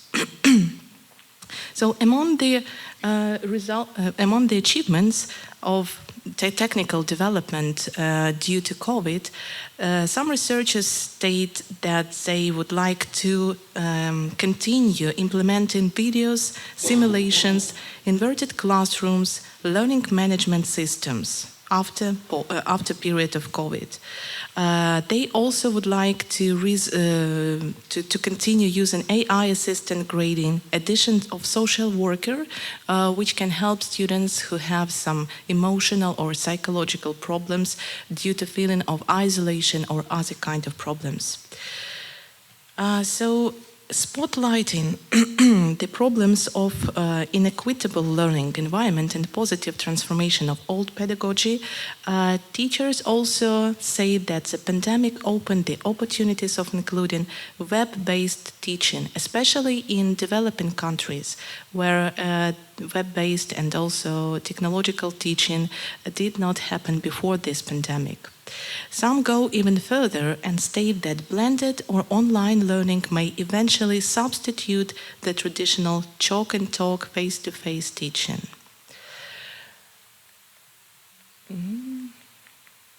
Yeah. However, all this achievement, they could have been implemented and continued in Ukraine, but another crisis happened and everything faded on the background of the war. Which started on the 24th of February 2022.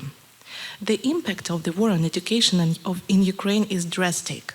It meant not only the disability to continue studying, but also jeopardized the very life of participants to education process, leading to the forced displacement and physical destruction of educational establishments. So on the next slide, you can see the buildings of our universities. These are not houses, these are just universities in Kiev, in Kharkiv. They were damaged by missile attacks and they are burned and completely destroyed. So this is our reality, which we adapt to, which we are facing every day. So just this night, there was another missile attack on Ukraine. You probably didn't heard about that, but we were attacked by roughly 100 missiles, which were just launched on the territory of Ukraine, and they hit our infrastructure. So in Kiev, a lot of people, they stay without heating. It's cold in winter in Kiev, so this means that we are facing another challenge, but I hope that they will repair this infrastructure and we will have heating again. So, yes. The number of refugees who fled Ukraine for other countries since the beginning of the war is more than 18 million persons. The Ministry of Education and Science of Ukraine reports 2,619 educational institutions have been damaged by bombing and shelling. Another 406 are completely destroyed. The statistic is given as of 23rd December 2022.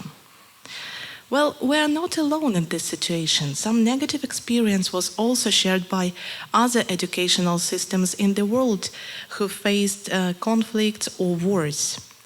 So, among devastating effects of war in Yemen on educational system, researchers list the displacement, discrimination, the use of children as fighters for the future, the conflict of identities among children, the destruction of children's physical and mental health, the exploitation of education for financial benefits, the normalization of negative behaviors, and the destruction of teachers' dignity.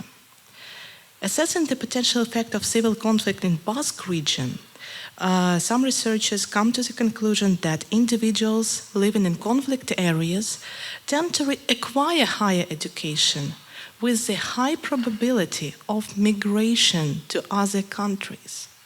So we can relate to these results of the research. And when I studied this area of research, it seems like in every country which experiences armed conflict or civil conflicts, the effects are quite the same, and they are not positive by any by any case. So in Afghanistan, for example, researchers came to the conclusion that continuing education is only possible if great investment in education system are taken, and some revolutionary steps are also taken. However, authors came to a sad conclusion that nothing constructive can be fully realized as long as the country is in a state of war. Well, for Ukraine, the only... Oh. Now it's... Yes. For Ukraine, a way to continue education in the conditions of war was found in the wide application of online and blended modes of teaching, a trend which is developing rapidly worldwide and supported by the United Nations, which declares that teaching must be transformed and the digital revolution is the key to transformation. In its report of 2022, it is indicated that if properly harnessed, connectivity and open, accessible digital teaching and learning resources can contribute to transformation and democratization of education. So on this slide, you can see a professor of one of the Ukrainian universities who's given lecture straight from a trench. He volunteered to go to the army in the first days of war, but he couldn't suspend his teaching. So if I'm not mistaken, on Tuesday and Thursdays, he was giving lectures to his students. He used mobile to connect to them, to go online and to deliver lectures. And his comrades in the military, in the army, they organized their activities, their shifts, and they disseminated their duties so that he could perform these 2 hours of lectures on Tuesday and Thursdays.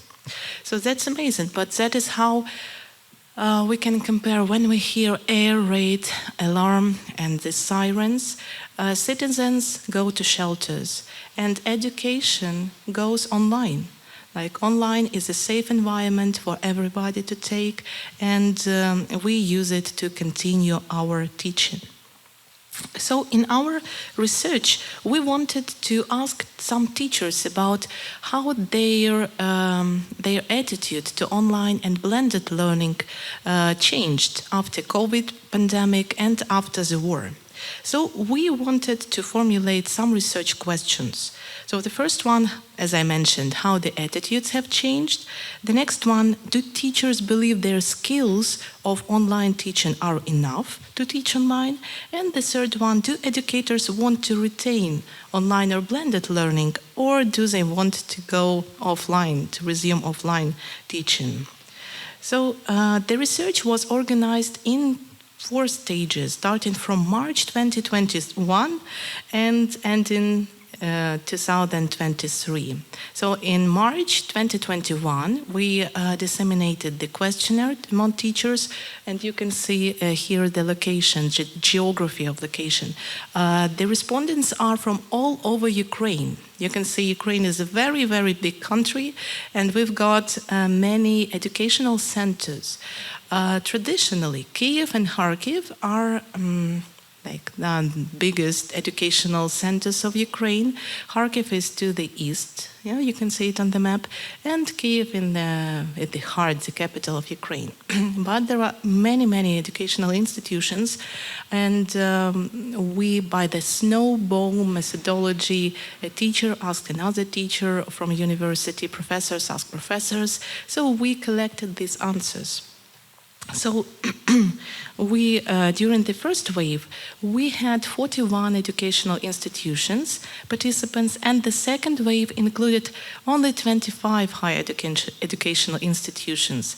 Well, this can be explained, of course, by the conditions of war, and we have a lot of professors, a lot of teachers who were forced to stop their educational activity. They may be changed universities, or they were among those people who took shelter in other countries, who fled Ukraine. So The first question which we asked our respondents was addressed the issue of online or blended teaching experience prior to the pandemic and the war. So in 2023, after the first crisis and the year since the beginning of the war, the number of teachers with the relevant online or blended experience increased significantly to 88.4% compared to only 22.9% in 2021. The attitude towards online study shifted only in some aspects. The respondents generally still see time-saving, opportunities to use multimedia content, access to information, possibilities of automated grading of the test as the advantages of online study. However, in 2023, less respondents believed that online study can offer such advantages as broader possibilities of learning process organization, 42% compared to 33% in 2023, modern means of study materials presentation, as well as easier contact with students. This interesting result is probably due to the fact that online study during the war is impaired by often power outages. So when it all started in, I guess, the end of October, the beginning of November, when the Russian Federation, they slightly changed their policy and they start to attack civilian infrastructure. So we were often had power outages, and this, of course, meant that we couldn't give even online lectures. But we found a way in different types of asynchronous studies, so education didn't stop this time, we continued, but in slightly different form. Well, as for the disadvantages of online study, advantages. Let's start from the positive sides. So among the advantages, as I mentioned, generally, all the teachers meant that online study can guarantee the continuation and not suspending of the educational activity. And you can see on the slide some other options which they mentioned. And the disadvantages, the majority of our teachers, they of course mentioned technical issues. It was 68% in 2021 and 71% in 2023.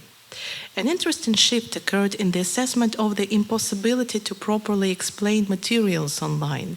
When I first asked teachers in 2021, they thought that it's quite impossible to deliver the material, to deliver their ideas online. But already in 2023, the number fell to only 5.8%. So generally speaking, professors now have no problems of adapting their materials in the way that that students will understand. So I see that the technical way of delivering your ideas is not a problem anymore. And that's great, because I think that's really, that is a very prospective form of education, online and blended modes. So when asked about which type of learning activities are easy to adapt and transfer online, both in 2021 and 2023, the majority named lectures and theoretical instructions and students' self-work. However, in 2023, more respondents believe that online mode properly fits practical lessons, and this was 47.8 compared to 27% in 2021. On the contrary, less respondents think that ongoing monitoring and grading are easy to conduct online. Probably this is due to the problem of cheating, which is of course very, very widespread problem with online and blended learning. Reflecting on the changes in the personal style of teaching, in both waves of survey, the respondents mentioned that they plan lessons in a different way, reorganize types of work during the lessons, and conduct more active search for new materials and use more internet resources. Interestingly, with some educators started to allocate less time to holding students' attention during the classes. This probably is because students and professors, teachers also get used to this online mode, and they students start to behave. The number of those who research new methods of content presentation, organization of group work also fell from 74 to 59%. Again, this is because with experience, professors believe they are more confident in delivering and different modes of delivering their lectures and their materials.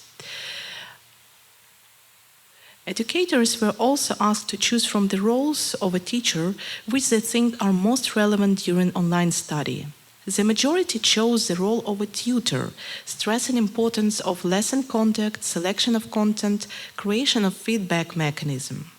The importance of the role of a teacher as a mentor who fosters intellectual development and offers emotional support slightly raised in the eyes of the respondents. We also can observe the increase in the answers on the importance of the role of a teacher as a coordinator.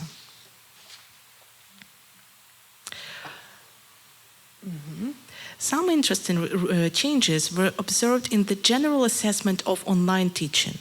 While in 2021, the majority, 60%, believed it to be developing, offering development of professional skills and competences. In 2023, most respondents chose the option perspective, admitting high potential for future use.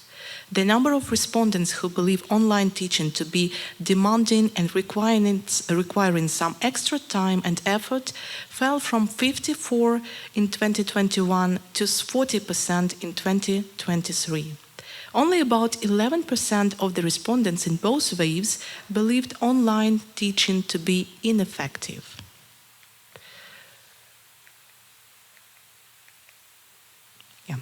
And when choosing the most demanding and difficult model of teaching, in 2021, 41% of respondents indicated to online teaching.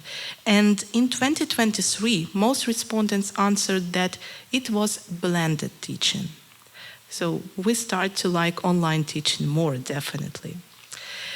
Undoubtedly, 3 years of active implementation of online teaching led to accumulation of experience in this sphere. Thus, 63.8% of respondents stated that their current skills of online teaching are sufficient, in comparison to 52.9% in 2021. Yet some quarter of the respondents, 27.1%, still need additional technical training. And the final question in our questionnaire related to the mode of teaching in which the educators wanted to continue working. In both ways, respondents chose blended teaching, though with the number of proponents slightly fell from 61.4% in 2021 to 42% in 2023. Nevertheless, educators seem to enjoy the benefits of both online and traditional types of teaching and would like to use them in their blended classrooms. So, in conclusion, I would like to say that education plays one of the most necessary roles in a modern society. Though that in the developed countries, it, along with other basic state services, has been taken for granted. It is a crisis period that can demonstrate the true value of such an achievement of modern society. Ukraine case study illustrates how it proved to be necessary to continue education process even during the most acute crisis periods, pandemic and the war. The year 2020 will be marked in history by the unprecedented in the 21st century pandemic of COVID-19, which has drastically influenced literally every part of human life. Education, as one of the most irreplaceable and engaging spheres of human activity, faced the urgent need to rethink and reorganize teaching process overnight. Education has changed and it became common to have students learning distantly and teachers mastering virtual learning environments. Never could we predict that this experience would be invaluable during another crisis period of war. When on 24th February 2022, Ukraine was invaded by the Russian troops, no one thought about continuing teaching and studying. However, higher education is a very flexible system. We have taken into account all the achievements and all the positive developments of pandemic teaching and studying, and quickly adapted even to these horrible conditions of war. So thank you very much.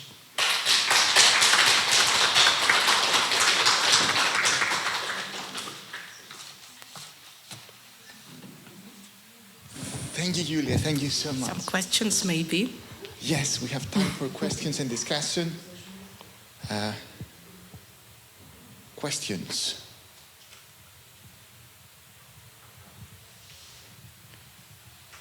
I was wondering about secondary education. I mean, you said that, of course, with higher education, it is probably easy. It can be flexible, but what about the other? Thank you very much. Yes, in Ukraine, higher education institutions have their own possibilities to organize education. So part of the universities, they go offline, part of the universities continue working online or remotely. But as for the secondary education and primary education in Ukraine, so the work of schools was resumed this September. But I would say that the classes are constantly interrupted by these missile attacks. We have got air raid sirens on, and children, they have got to go to shelter. And sometimes they spend in the shelter more time than they spend in the classroom.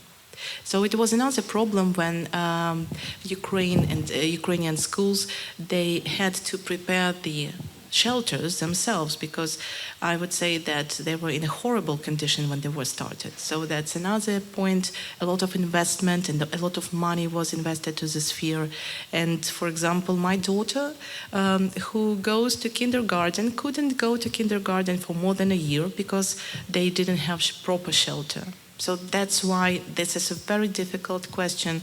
My colleague, one of my colleagues, she is present today, often complains about getting children ready for school, doing all the home tasks, going to school, which can take half an hour, only to go to the classroom and to hear a raid siren and to go to shelter and then home.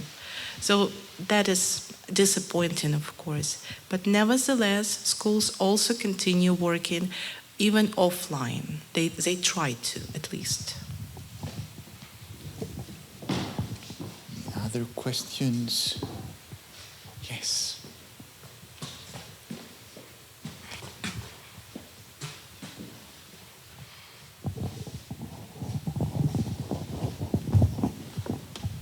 Thank you for your wonderful presentation. I would like to ask two questions that are connected in a way.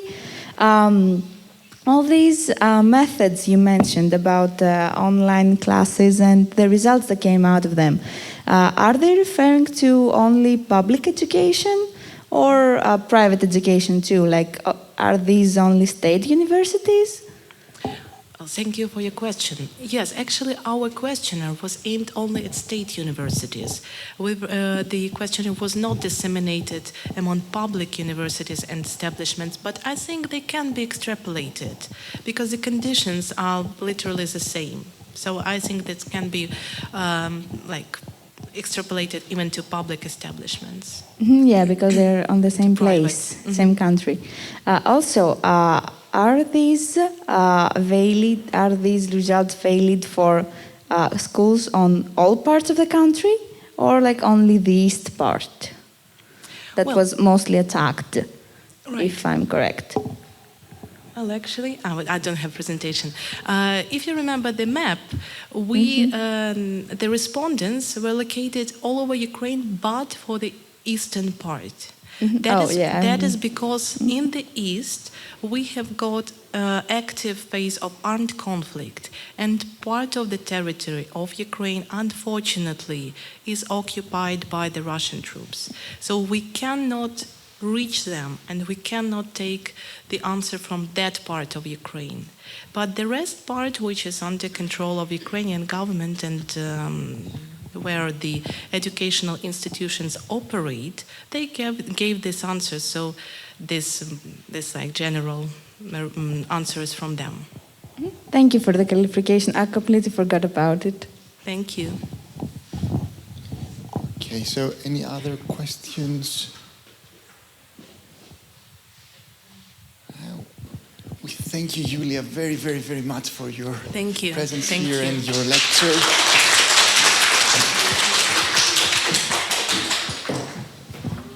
Okay.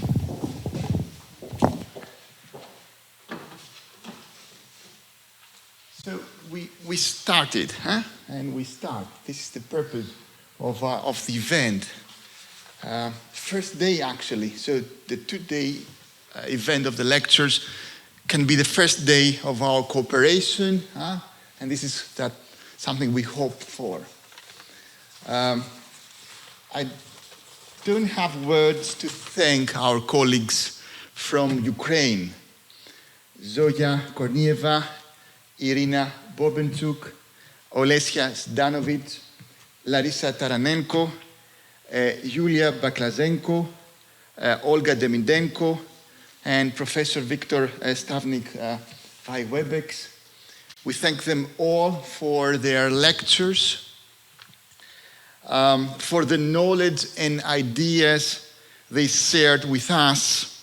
We know it was not easy for them to travel to Athens, and it was not easy for them to arrange all necessary issues to participate in the event, but they should always remember they always have friends at this corner of Europe.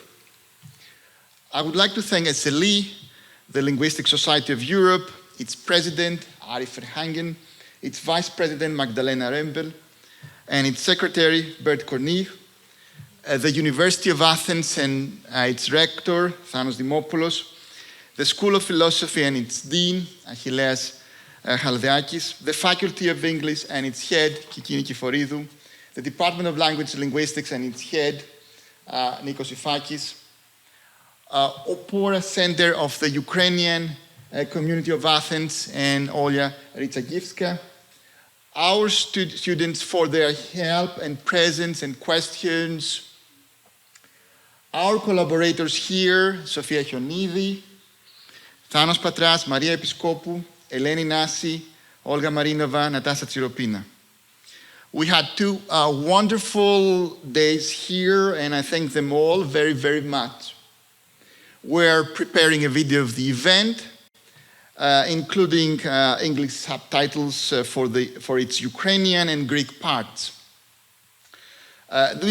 These 2 days can form an example of how essential and fruitful this kind of collaboration can be.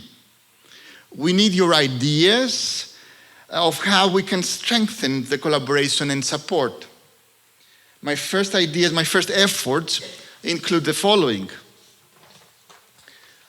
Open our online civics course on diachronic linguistics, offer our Naxos summer school program, and for the time offer a hybrid form of it, open the future summer programs in translation to all members of the Ukrainian community of Athens and to the Ukrainian academia and Ukrainian students. We will ask the help of and we need the collaboration of SLE and CIVIS and all European institutions that can help in this. Moreover, we prepared joint projects for EU funding as well. A second idea and effort is to establish forms of oral language practice between Greek students and Ukrainian students who are learning Greek or who are learning English. This can start as an online forum of oral conversation and can become something more formal in the near future. We are here to help in this.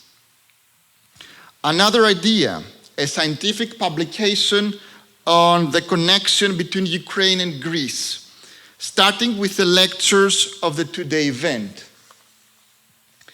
And probably then continuing with popular articles in newspapers and blogs. And also offering lectures online and in person, both to the Ukrainian community here and Greeks who are interested in learning more and getting involved. Another idea, a center and a laboratory for the Ukrainian language linguistics in relation to English and Greek with a comparative diachronic approach as a part of our scientific projects. Let me close my few thoughts by repeating our full support. Мій взі українці, мій взі українські науковці, ми разом з українським народом.